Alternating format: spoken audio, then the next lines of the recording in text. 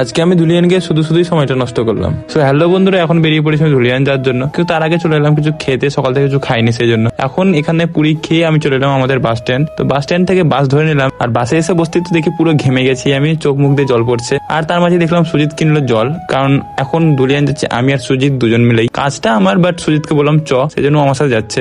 দিয়ে এখন বাসে করে চলে এলাম সেই ধুলিয়ান, আর ধুলিয়ান এসে এখন টোটো ধরে এলাম। আর ধুলিয়ান আসার মেন কারণটা হলো আমি একটা প্রমোশন ভিডিও পেয়েছিলাম একটা মলের, তো সেই কারণে আমি এসেছি এখন ধুলিয়ান। আমরা এইখানে এসেছিলাম, মানে যে জায়গাটা আমাদের লোকেশন দিয়েছিল, তো লোকেশনটা এমন এক জায়গা দিয়েছে যে ওর বাড়ির লোকেশন দিয়ে দিয়েছে, ঠিক আছে।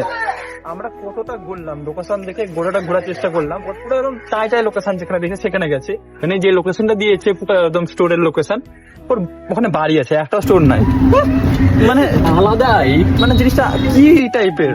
আর এই ধুলিয়ানে যে এসেছি শুধু লস হতেই থাকছে। এখন সুজিতের জুতোটাও ছিঁড়ে গেল, তো এখন উপায় নাই বলে ফেভিকুইক দিয়ে লাগিয়ে রাখা হলো কিছুক্ষণের জন্য। দিয়ে আবার টোটোতে করে চলে এলাম এখন বাস ধরতে। আর যেই বাসে করে এসেছিলাম আমরা এই ধুলিয়ান, সেই বাসই আবার পেয়ে গেলাম। তো এখন সেই বাসে করে চলে এলাম আমরা জঙ্গিপুর। তো এখানে এসে এখন কিছু খেতে হবে, খিদা পেয়েছে অনেকটাই, সেই জন্য চলে এলাম সুপ্রিয়দার দোকানে, মানে বিরিয়ানি খাবো এখন আমি আর সুজিত। তো এখান থেকে বিরিয়ানি খেয়ে নিলাম। আর আজকের ব্লগটা ছিল এইটুকুটাই, দেখা হচ্ছে তোমাদের সাথে নেক্সট অন্য ব্লগে। চলো বাই।